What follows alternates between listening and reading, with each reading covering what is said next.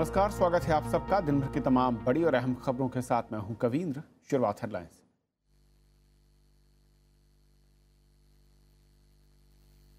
Syria पर America का हवाई हमला, रासायनिक हथियारों के इस्तेमाल के बाद कार्रवाई, रूस ने बताया आक्रमण।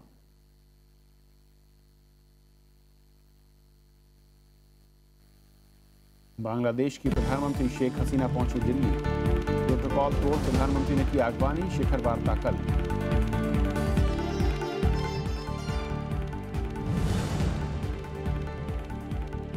गौरक्षक मामले में सुप्रीम कोर्ट का 6 राज्यों को नोटिस, राजस्थान में गृह मंत्रालय को सौंपी रिपोर्ट, विपक्ष ने लगाया गुमराह करने का आरोप।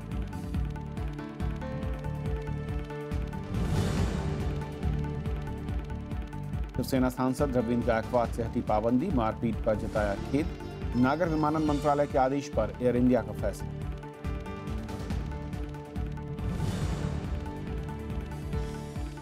चौसठवें राष्ट्रीय फिल्म पुरस्कारों की घोषणा, मराठी फिल्म कासव चुनी गई सर्वश्रेष्ठ फिल्म, अक्षय कुमार सर्वश्रेष्ठ अभिनेता।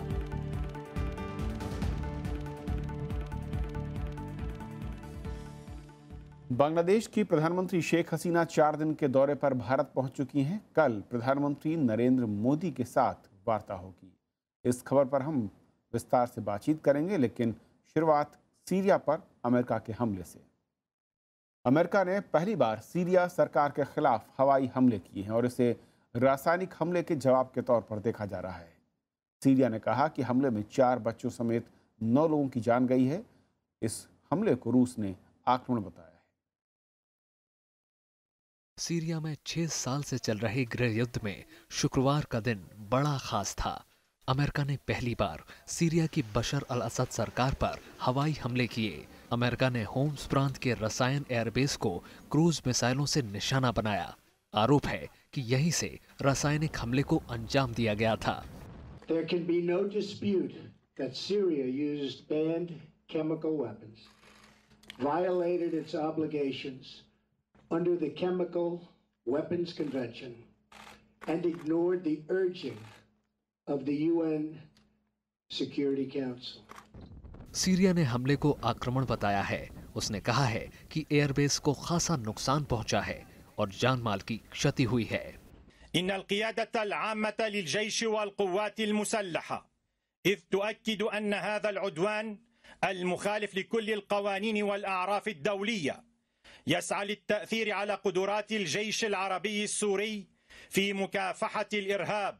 रूस ने भी इस हमले पर तीखा ऐतराज जताया है। उसने कहा कि इससे अमेरिका से रिश्तों को गंभीर क्षति पहुंची है। Сегодня Соединенными Штатами Америки действия еще раз разрушают, еще больше разрушают российско-американские отношения. Мы не раз заявляли о своей готовности к сотрудничеству по решению самых горячих। सीरिया पर कार्रवाई को यूरोपीय देशों ने समर्थन किया है। ब्रिटेन ने कहा है कि हमले से पहले अमेरिका ने बात की थी। अरब जगत इस कार्रवाई पर 2 हिस्से में बंट गया है। ईरान ने इसकी निंदा की है और सऊदी अरब, तुर्की और इजराइल जैसे देशों ने समर्थन किया है। Bu rejimin bir an evvel uzaklaştırılması lazım. Uzaklaştırılmaz, kendisi uzaklaşmak istemiyor. Geçiş hükümeti olmuyor. Hala da insanlık suçu işlemeye devam ediyor. Syria में मंगलवार को हुए रासायनिक हमले में 27 बच्चों समेत 86 लोगों की जान गई थी। हमला विद्रोहियों के कब्जे वाले खान शेखुन शहर में हुआ था। सीरिया हमले से इनकार कर रहा है। अमेरिकी हमले को ट्रंप की विदेशी नीति में नाटकीय बदलाव माना जा रहा है। राष्ट्रपति चुनाव प्रचार के दौरान ट्रंप ने सीरिया में सैन्य अभियान का विरोध किया था। Bureau report, Rajya Sabha TV.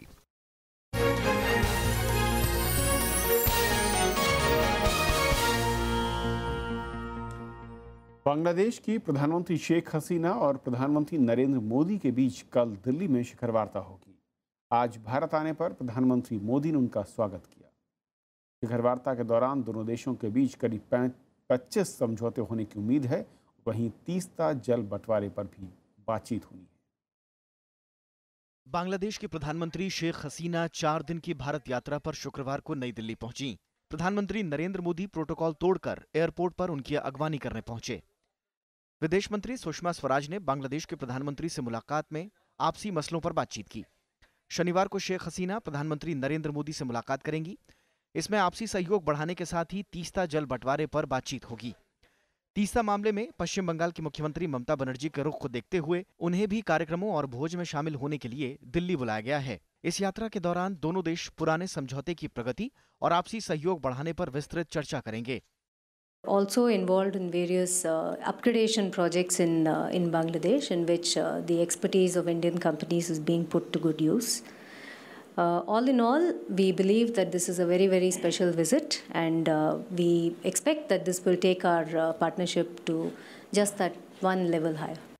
विदेश मंत्रालय के मुताबिक भारत और बांग्लादेश के बीच असैन्य परमाणु सहयोग और रक्षा सहयोग समेत 25 समझौतों पर हस्ताक्षर होने की उम्मीद है। इसमें रक्षा, साइबर सुरक्षा, व्यापार, निवेश, विज्ञान, तकनीक, आईसीटी, शिपिंग और बस सेवा पर समझौते हो सकते हैं। And also provides for defense R&D, defense supply, and so on and so forth. The second MOU is for more for the aspect of, again, making it possible for Bangladesh to source some of its defense-based equipment and supplies from India. Bangladesh के प्रधानमंत्री शेख हसीना, राष्ट्रपति प्रणब मुखर्जी और उपराष्ट्रपति मोहम्मद हामिद अंसारी समेत कई नेताओं से मुलाकात करेंगी। इसके अलावा सोमवार को भारतीय कारोबारियों से भी वो मिलेंगी। साथ ही वो 1971 के बांग्लादेश मुक्ति संग्राम में शहीद हुए भारतीय सैनिकों के सम्मान समारोह में भी शिरकत करेंगी। शिखर वार्ता के बाद भारत और बांग्लादेश के बीच नए रेल सेवा और नए बस सेवा की शुरुआत की भी घोषणा की जाएगी। इसके अलावा भारत की तरफ से बांग्लादेश को पाइपलाइन के माध्यम से हाई स्पीड डीजल दिए जाने की बात भी होगी। राज्यसभा टेलीविजन के लिए कैमरा पर्सन विजय के साथ दिल्ली से अखिलेश सुमन। और इस दौरे पर और बातचीत करेंगे हमारे साथ वरिष्ठ पत्रकार गौतम लहरी साहब हैं। गौतम साहब, स्वागत है आपका। सबसे पहले तो जिस तरीके से ये दौरा है, काफ़ी ज़्यादा चर्चा नहीं हो रही थी, लेकिन प्रधानमंत्री जिस तरीके से पहुंचे उनकी अगवानी करने के लिए प्रोटोकॉल को तोड़कर, काफ़ी कुछ उम्मीदें दिखती है अब इस दौरे में। निश्चित तौर पे काफ़ी कुछ उम्मीदें है, क्योंकि प्रधानमंत्री शेख हसीना 2010 में भारत आए थे, तब ऐसे कोई प्रोटोकॉल दिखाई नहीं गया था। हमारा फॉरेन अफेयर्स का जो मिनिस्टर ऑफ स्टेट थे उन्होंने उनको स्वागत किया था। इस बार एक मिनिस्टर ऑफ स्टेट को बोला गया था, बाबुल सुप्रियो को, फिर भी प्रधानमंत्री ने खुद एक फैसला लिया लाके एक बांग्लादेश भारत के मुकाबला में माना जाता है कि बहुत एक छोटा देश है, लेकिन भारत के लिए जियो स्ट्रैटेजिक पोजीशन के लिए बहुत ही महत्वपूर्ण एक देश है। और सबसे बड़ा कि जितना आज हमारा नेबर्स है उसमें बांग्लादेश सबसे ज़्यादा ट्रस्टेड नेबर है। हमारा भारत का जितना उम्मीद है बांग्लादेश की जो अपेक्षा करते हैं वो सारे उम्मीदें शेख हसीना उसमें पूरा करते हैं। इसलिए प्रधानमंत्री चाहते हैं कि इस रिलेशनशिप को और भी बढ़ाया जाए और आगे बढ़ाया जाए। बांग्लादेश की तरफ से बहुत कुछ उसको आकांक्षाएं है, ख़ास तौर पे पानी लेके एक आकांक्षा है जो अभी सुलझा नहीं है, लेकिन उम्मीद है कि इस दौरान पे एक बातचीत होगी, जिस बातचीत में शायद कोई उसके लिए कोई एक रोड मैप तैयार एक रोड मैप हो सकता है। मैं डेफिनेट नहीं हूँ, क्योंकि हम लोगों को कहा गया कि इस बातचीत के दौरान डिफेंस, सिक्योरिटी, ट्रेड, कॉमर्स, बाकी जो कनेक्टिविटी, बड़े बड़े जो और जो इश्यूज है उसमें ज़्यादा चर्चा होगी। लेकिन पानी के बांग्लादेश की तरफ से कोई खुलासा किया गया, शेख हसीना का एक आर्टिकल छपा भी है जिन्होंने कहा है कि देखिए पानी ये relationship like a flowing river, इसके साथ तो तुलना की, तो मतलब उन्होंने एक इंडिकेशन तो दे दिया है उनके लिए क्या महत्व। सबसे बड़ा महत्वपूर्ण यह है कि 2019 के पहले ही शायद बांग्लादेश में चुनाव आ रहा है और बांग्लादेश के लिए बहुत एक इमोटिव इशू है। इस समय खैर उसमें पानी है भी कमियां है, ये भी बांग्लादेश मानते हैं, लेकिन कैसे नदी को जीवित किया जाए वही सबसे बड़ा मसला है। शायद नदी का बंटवारे से अलग कोई नदी को बचाने का कोई कार्यक्रम हो, इसी बात पर बातचीत होने से शायद एक अच्छे कदम होगा, मुझे मानना है जी। और इसके अलावा दो तीन जो बड़े सेक्टर हैं, बात करूँ कि रक्षा सहयोग हो गया, इसके अलावा सैन्य परमाणु सहयोग है। खबर ये मिल रही है करीब 20 से 25 ऐसे समझौते हैं जो हो सकते हैं। इनमें से क्या बड़े ट्रेड को लेकर भी कुछ बड़ी उम्मीदें दिख रही हैं? डिफेंस को लेकर तो सुना है कि जो 2 MOU हो रहा है, एक है हमारे बांग्लादेश के साथ एक डिफेंस कोऑपरेशन ऑलरेडी है ऑनगोइंग, तो वो संप्रति नाम के दोनों देश का तीनों जो हमारा जो रक्षा वाहिनी है तीनों का एक्सरसाइज चलता है, ट्रेनिंग का भी काम भी, इसको एक फॉर्मली एक फ्रेमवर्क में लाया जा रहा है। ऐसे कुछ इसमें बात नहीं है। दूसरी इंपॉर्टेंट चीज़ जो हो रहा है, निश्चित तौर पे कोई भी नेबरिंग कंट्री को इंडिया ने आज तक मिलिट्री हार्डवेयर बेचने के लिए LOC लाइन ऑफ क्रेडिट नहीं दिया है। वो भी 500 मिलियन लाइन ऑफ क्रेडिट दे रहा है ताकि बांग्लादेश जिस पोजीशन में आज है उनके लिए भी वो देश जितना बढ़ रहा है, आगे चल रहा है, उसके सिक्योरिटी थ्रेट भी साथ साथ बढ़ रहा है। इसके लिए उनके पास अभी वो उसका ध्यान ज़्यादा हसीना सबसे पहले दिया था सोशल सेक्टर में, इसलिए उसका हेल्थ, एग्रीकल्चर, एजुकेशन, अब देखेंगे बांग्लादेश बहुत आगे है। एंड बहुत सारे बड़े बड़े अब मानने हैं कि जो बुद्धिजीवी हैं, खासतौर पे अमर्त्य सेन ने कहा है कि बांग्लादेश सोशल पैरामीटर में कई चीज़ों में भारत से भी आगे है। लेकिन उसका जो बाकी जो चीज़ है, जैसे अभी देश को बनाना है, रक्षा करना है, क्योंकि उसके लिए सबसे बड़ा थ्रेट बांग्लादेश के तरफ से ही जो बोला जा रहा है कि उनका लिबरेशन स्ट्रगल के दौरान जो बांग्लादेश का जो जन्म हुआ था, जो एक सेकुलर कल्चर और सेकुलर फैब्रिक सोसाइटी में रहेगा, उसके लिए उसका एक शायद एक थ्रेट आ रहा है। उसके थ्रेट के लिए, सिक्योरिटी के लिए ज़रूरत है। सबसे ट्रस्टेड है उनके लिए भी भारत। उनका लिबरेशन मूवमेंट में भारत का जवानों ने अपना जान गंवाया। कोई भारत का, किसी देश का कोई जवान दूसरे देश का फ्रीडम स्ट्रगल के लिए जान नहीं देते, ये भारत ने दिया था। इसलिए वो मानते हैं भारत भी एक डिपेंडेबल लड़ाई, अगर कोई मिलिट्री हार्डवेयर लेना भी है, सबसे नज़दीक देश है भारत, बड़ा देश है, वो आसानी से दे सकता है। अगर कोई ज़रूरत पड़े तो ट्रेनिंग के लिए भी तुरंत पहुंच सकते हैं। और इस दौरे में 4 दिन का जो दौरा है, इसमें अहम बात होती है कि पश्चिम बंगाल के मुख्यमंत्री यहाँ पर मौजूद होते हैं बातचीत के लिए, और ख़बरें मिल रही कि ममता बनर्जी दिल्ली पहुँचेंगी। तो उस एंगल पर देखें तो क्या बड़ी चीज़ यहाँ पर बातचीत हो सकती है इस बार? देखिए, ये भी एक जैसे मोदी जी ने आज प्रोटोकॉल तोड़ के एयरपोर्ट में हाजिर हुए रिसीव करने के लिए, वो जैसे सरप्राइज़ था, ये भी एक सरप्राइज़ मेरे लिए कि मैं कभी नहीं सोचते थे मीडिया खास तौर पर कि ममता बनर्जी शायद PM का इन्विटेशन इस बार स्वीकार करेंगे। लेकिन वो भी 2 दिन पहले, 48 आवर्स बिफोर, आज का हिसाब लगाए तो 72 आवर्स एगो बिफोर उन्होंने ये मान लिया। वो आ रहा है क्योंकि कलकत्ता बांग्लादेश के साथ सबसे निकट जो राज्य है भारत का, वो है पश्चिम बंगाल। उनके साथ उनको बिना जोड़ के कोई कनेक्टिविटी हो ही नहीं सकता है।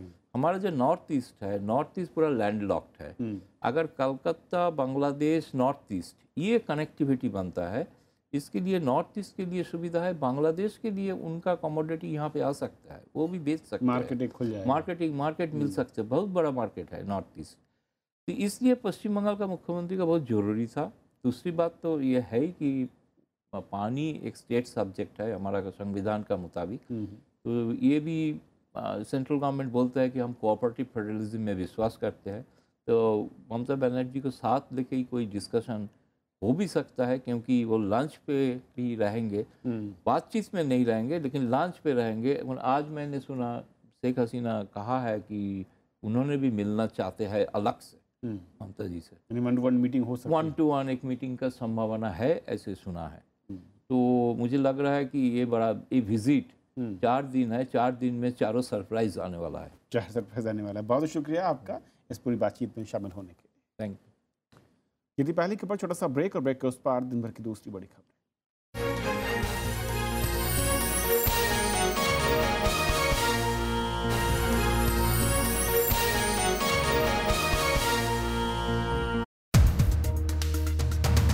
युद्ध की आग में जलता सीरिया, रासायनिक हमले के बदले अमेरिकी कार्रवाई को लेकर 2 हिस्सों में बटी दुनिया। कौन कर रहा है समर्थन, कौन कर रहा है विरोध? देखिए देश देशांतर रात 8:30 बजे।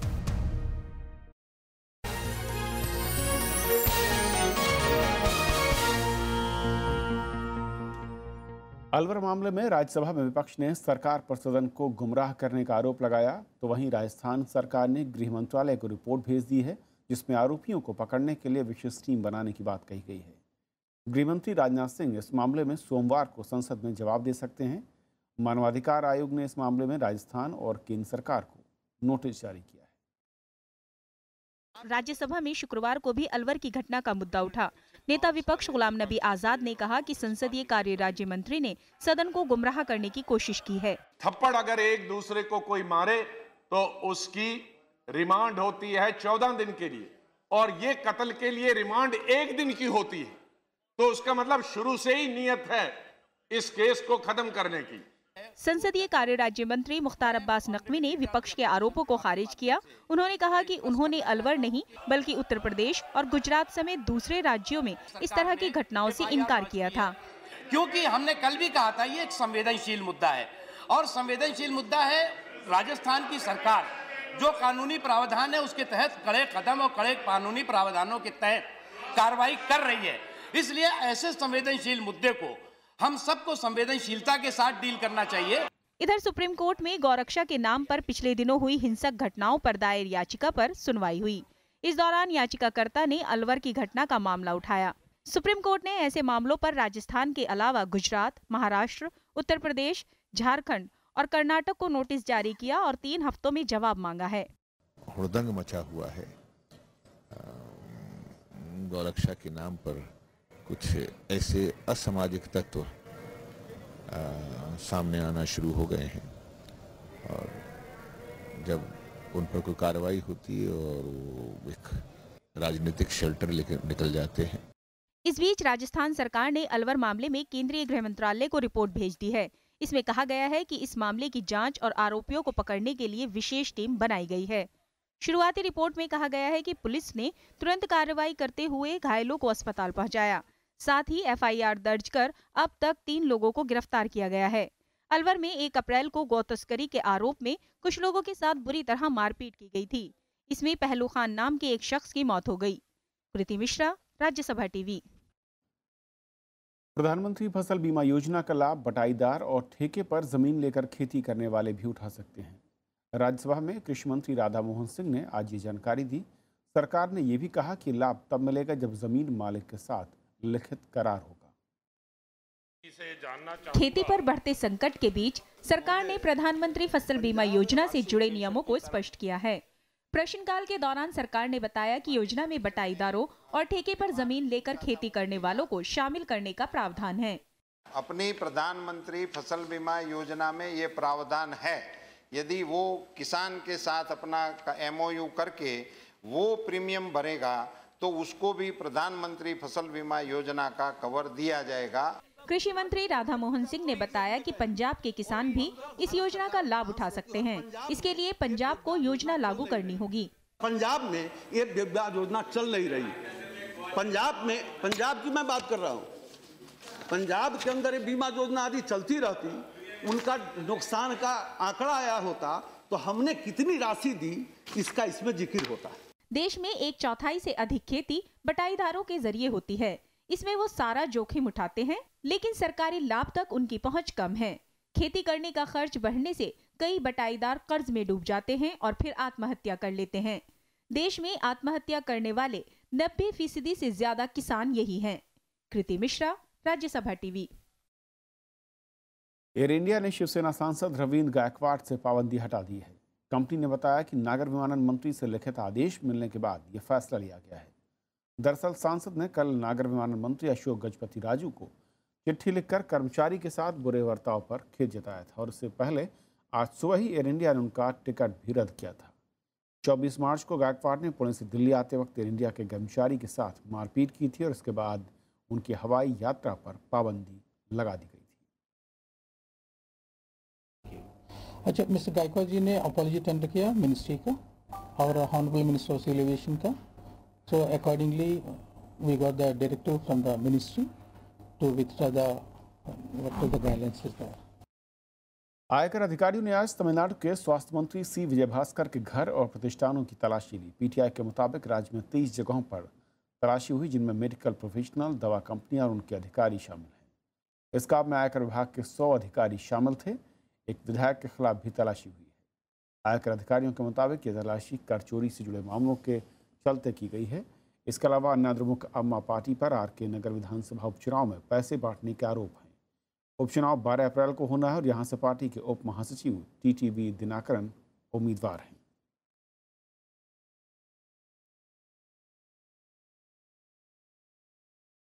उपराज्यपाल अनिल बैजल ने दिल्ली में आम आदमी पार्टी के ऑफिस का आवंटन रद्द कर दिया है। आम आदमी पार्टी के नेता संजय सिंह ने कहा है कि उपराज्यपाल ने पार्टी दफ्तर राव एवेन्यू के आवंटन को रद्द कर दिया है। शुंगलू समिति ने आम आदमी पार्टी के ऑफिस के लिए सरकारी बंगला देने के तरीके और आदेश की वैधता पर सवाल खड़े किए थे।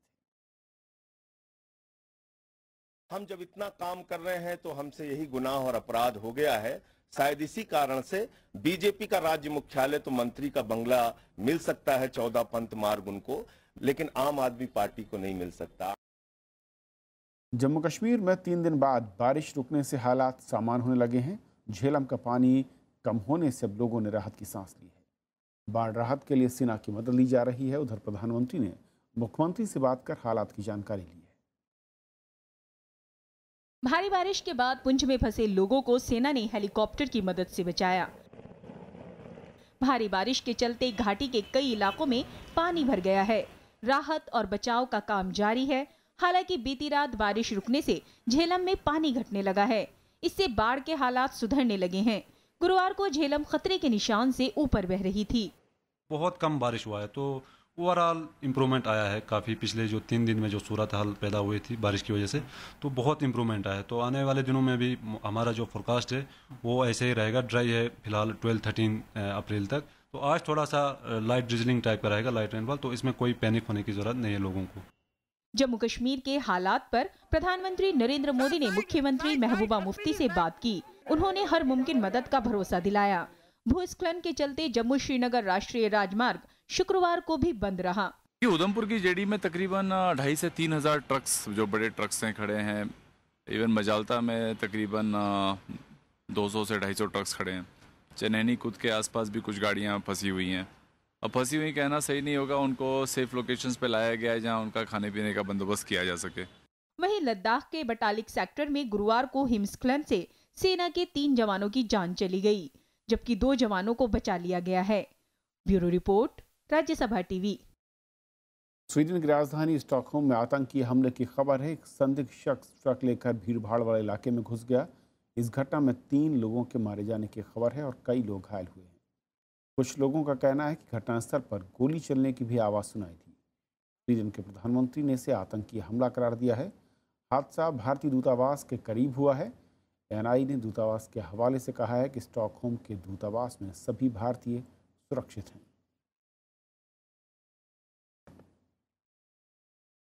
इस साल के राष्ट्रीय फिल्म पुरस्कार का आज ऐलान कर दिया गया है। मराठी फिल्म कासव को सर्वश्रेष्ठ फिल्म चुना गया और फिल्म रुस्तम के लिए अक्षय कुमार को सर्वश्रेष्ठ अभिनेता का पुरस्कार दिया जाएगा। वहीं सुरभि सीएम को सर्वश्रेष्ठ अभिनेत्री चुना गया है। फिल्मकार प्रियदर्शन की अध्यक्षता वाली जूरी ने 64वें राष्ट्रीय फिल्म पुरस्कार का आज ऐलान किया। इसमें मराठी फिल्म कासव को सर्वश्रेष्ठ फिल्म चुना गया है। वहीं राजेश मापुस्कर को उनकी मराठी फिल्म वेंटिलेटर के लिए सर्वश्रेष्ठ निर्देशक चुना गया है। नानावटी केस पर बनी फिल्म रुस्तम में बेहतरीन अदाकारी के लिए अक्षय कुमार को सर्वश्रेष्ठ अभिनेता पुरस्कार से सम्मानित किया जाएगा। नीरजा भनोट के जीवन पर बनी फिल्म नीरजा को सर्वश्रेष्ठ हिंदी फिल्म का पुरस्कार मिला है। इसके लिए सोनम कपूर की बेहतरीन अदाकारी का विशेष उल्लेख भी किया गया है। Best Hindi film is Nirja. Producer is Foxstar Studios India Private Limited and Ram Madhwani is the director. Best Bengali film Visarjan and producer Mrs. Opera and Kaushik Ganguly is the director. Surabhi CM को Malayalam film Minnaminungu the firefly में निभाए उनके किरदार के लिए सर्वश्रेष्ठ अभिनेत्री चुना गया है। वहीं तेलुगु फिल्म सातम नाम भक्ति को लोकप्रिय फिल्म चुना गया है। जायरा वसीम को दंगल फिल्म में बेस्ट सपोर्टिंग एक्ट्रेस का अवार्ड मिला है। शुरुआत इन्ना करी थी पापा, मना कुतिया कह रहा था बबीता ना कमीनी। मराठी फिल्म दशक्रिया के लिए मनोज जोशी को सर्वश्रेष्ठ सहायक अभिनेता चुना गया। वहीं फिल्म पिंक को सामाजिक मुद्दों पर बनी सर्वश्रेष्ठ फिल्म चुना गया है। नागेश कुकनूर की फिल्म धनक को बच्चों के लिए सबसे अच्छी फिल्म चुना गया है। बस चाचा, अब और झूठ नहीं। फिल्म शिवाय को बेस्ट स्पेशल इफेक्ट अवार्ड मिला है। Bureau report, Rajya Sabha TV. Himachal Pradesh के धर्मशाला क्रिकेट स्टेडियम में कल सांसदों और मुंबई के सिने स्टार के बीच क्रिकेट मैच होगा। इस मैच का मकसद इंडिया में टीबी की बीमारी के खिलाफ लड़ाई का संदेश देना है। उस मैच में अनुराग ठाकुर, राजीव प्रताप रूडी, टीम इंडिया के पूर्व कप्तान मोहम्मद अजहरुद्दीन राजीव शुक्ला समेत कई नेता सांसदों की टीम में शामिल हैं। वहीं मुंबई हीरो टीम में सोहेल खान, सोनू सूद, आफ्ताब शिवदासानी, रोहित रॉय, बॉबी देओल जैसे बॉलीवुड कलाकार शामिल हैं। ये मैच शाम 4 बजे से खेला जाएगा। तो संसद सत्र के व्यस्त कार्यक्रम से समय निकालकर सांसद ये मैच खेलेंगे और उस मैच का सीधा प्रसारण आप राज्यसभा टीवी पर भी देख सकते हैं। तो खबरों के आज के सफर में इतना ही। नमस्कार।